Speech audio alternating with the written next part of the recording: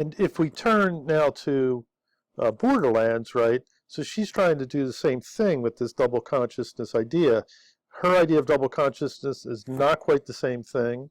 She refers to it as Borderlands or mestiza consciousness. So mestiza is a Spanish word that means mixed. Um, it ends in an A, which is designating a feminine, uh, aspect, right? So mestiza is a person of mixed blood, and it's referring to within the Mexican or Mexican American tradition of the mixed blood of Spanish and Indian blood. Okay, and so this mestiza, the Borderlands mestiza idea, consciousness, right, is similar to Du Bois's double consciousness. Okay, now so she'll go over a lot of the same things. She'll point out a lot of similar things, but her reference is the trauma of the Mexican American experience. Okay, so she is Mexican American. She's a fifth generation American, right? Don't don't lose sight of this, right? She is born in the United States.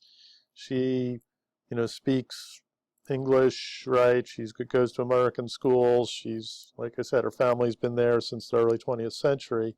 Uh, so she is American, but she's Mexican American. She's not African American. Um, or European American, but she has within her heritage this sort of same sort of traumatic experience that you see within the African American community. So the trauma of her experience is the Spanish Conquista, okay, uh, which is the Spanish conquest of the Americas, right, starting in 1492 with Columbus, right?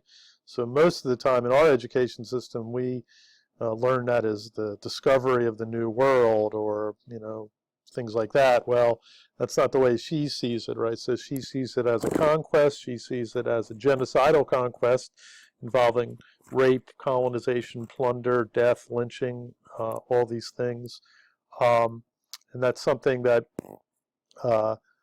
is a wound, right? An open wound, as she calls it, that she has to deal with through her heritage, right?